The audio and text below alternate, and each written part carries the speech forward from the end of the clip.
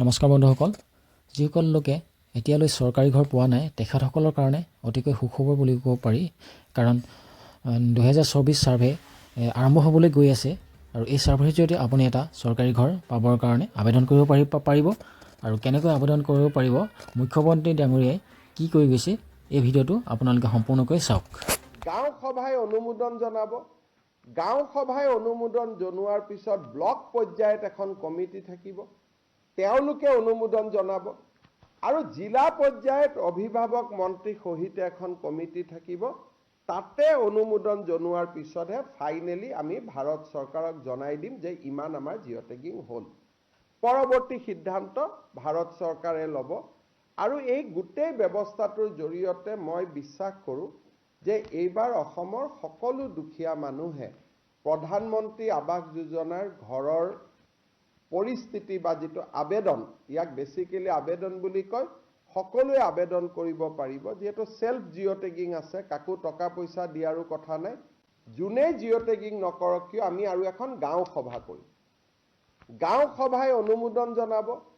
গাঁও সভাই অনুমোদন জনোৱাৰ পিছত ব্লক পৰ্যায়ত এখন কমিটি থাকিব, তেওঁলোকে অনুমোদন জনাব।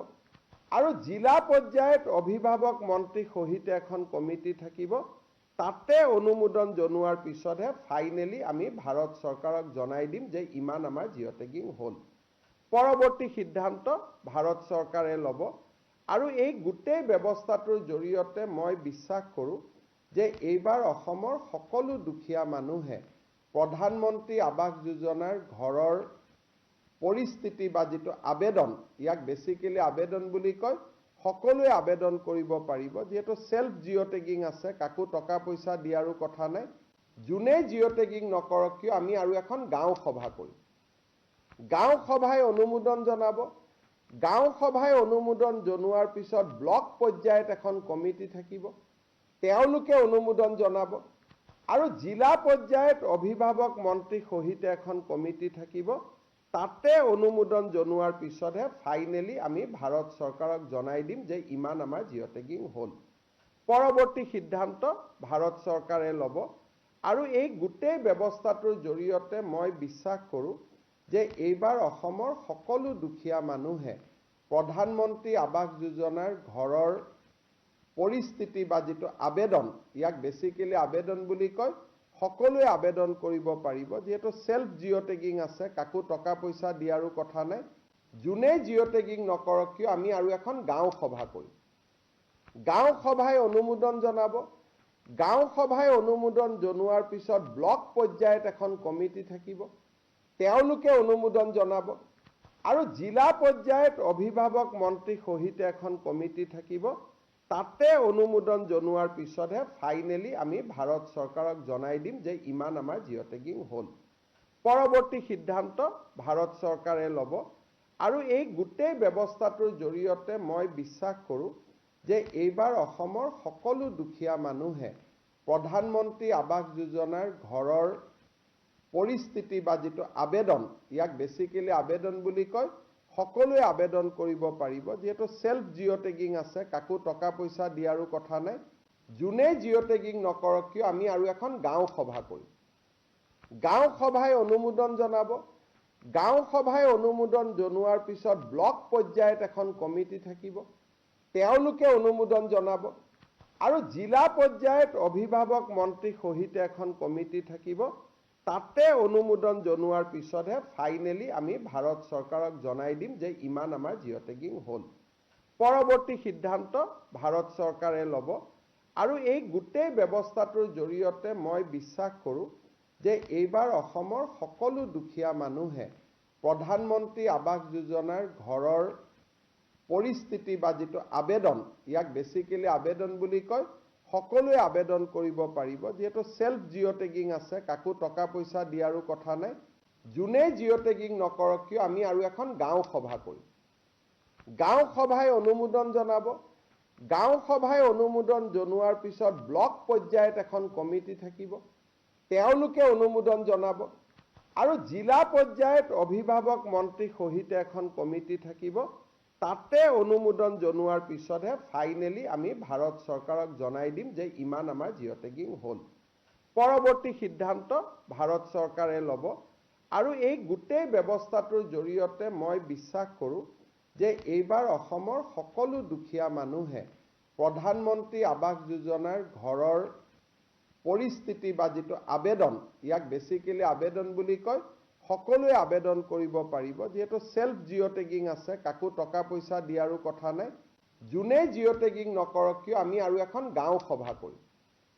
গাঁও সভাই অনুমোদন জনাব। গাঁও সভাই অনুমোদন জনোৱাৰ পিছত ব্লক পৰ্যায়ত এখন কমিটি থাকিব। লাখ লাখ পৰিয়ালে চৰকাৰী ঘৰ পাবলৈ সক্ষম হ'ব। আৰু কেনেদৰে আপোনালোকে আবেদন কৰিব পাৰিব বা কিদৰে চৰকাৰী ঘৰটো পাব, নিশ্চয় আপোনালোকে মুখ্যমন্ত্ৰী ডাঙৰীয়াই কৈ যোৱা কথাবিলাক ভালদৰে শুনিছে। চৰকাৰী ঘৰ পাবৰ কাৰণে প্ৰথমে আপোনালোকৰ এখন আধাৰ কাৰ্ড থাকিব লাগিব, এটা বেংক একাউণ্ট থাকিব লাগিব আৰু আপোনাৰ জব কাৰ্ড থাকিব লাগিব। আৰু যিবিলাক লোকে এতিয়ালৈকে ঘৰ পোৱা নাই, চৰকাৰী ঘৰটো পোৱা নাই, তেখেতসকলে এই ছাৰ্ভেৰ জৰিয়তে এই আবেদন কৰিব পাৰিব। কেনেদৰে আবেদন কৰিব আপোনালোকে? প্ৰথমে আপোনাৰ যিবিলাক আপোনাৰ আত্মসহায়ক গোট আছে, জীৱিকা সখী বাইদেউসকল আছে, তেখেতসকলে এই ছাৰ্ভেটো কৰিব। আৰু তাৰপিছতে প্ৰতিখন গাঁৱতে অনুষ্ঠিত হ'ব এখন গাঁও সভা। আৰু গাঁও সভাই অনুমোদন কৰাৰ পিছত আপোনালোকৰ ব্লক পৰ্যায়ত অনুমোদন হ'ব। ব্লক পৰ্যায়ৰ অনুমোদনৰ পিছত জিলা পৰ্যায়ত অনুমোদন হ'ব। তাৰপিছতহে আপোনাৰ যিটো ভাৰত চৰকাৰলৈ এই লিষ্টখন পঠিওৱা হ'ব। তো বন্ধু বান্ধৱীসকল, যদিহে আপোনালোকে এতিয়ালৈকে চৰকাৰী ঘৰটো পোৱা নাই, তেতিয়াহ'লে এই ছাৰ্ভেৰ জৰিয়তে আপোনালোকে আবেদন কৰিব পাৰিব। মুখ্যমন্ত্ৰী ডাঙৰীয়াই ধুনীয়া বক্তব্য দি গৈছে যে অসমত এই ছাৰ্ভেৰ জৰিয়তে আৰু কোনো লোকৰে যাতে কেঁচা ঘৰ নাথাকিব, সকলোৰে পকী ঘৰ হ'ব। আমি সকলোৱে কামনা কৰোঁ সকলোৰে যাতে এখন ধুনীয়া ঘৰ হওক। তাৰ কাৰণে আপোনালোকে এই ছাৰ্ভেৰ জৰিয়তে আপোনাৰ নামটো উঠাই ল'ব।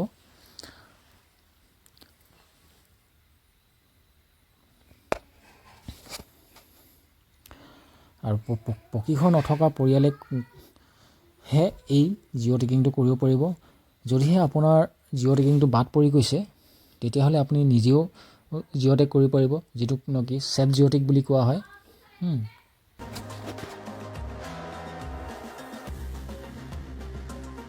জিঅ' টেগিং নকৰক কিয় আমি আৰু এখন গাঁও সভা কৰিম।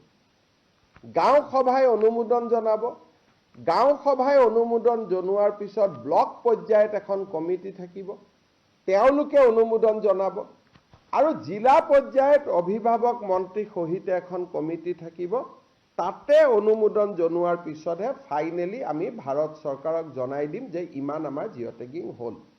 পৰৱৰ্তী সিদ্ধান্ত ভাৰত চৰকাৰে ল'ব আৰু এই গোটেই ব্যৱস্থাটোৰ জৰিয়তে মই বিশ্বাস কৰোঁ যে এইবাৰ অসমৰ সকলো দুখীয়া মানুহে প্ৰধানমন্ত্ৰী আৱাস যোজনাৰ ঘৰৰ পৰিস্থিতি বা যিটো আবেদন, ইয়াক বেচিকেলি আবেদন বুলি কয়, সকলোৱে আবেদন কৰিব পাৰিব। যিহেতু সেল্ফ জিঅ' টেগিং আছে, কাকো টকা পইচা দিয়াৰো কথা নাই।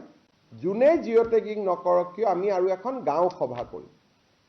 গাঁও সভাই অনুমোদন জনাব। গাঁও সভাই অনুমোদন জনোৱাৰ পিছত ব্লক পৰ্যায়ত এখন কমিটি থাকিব।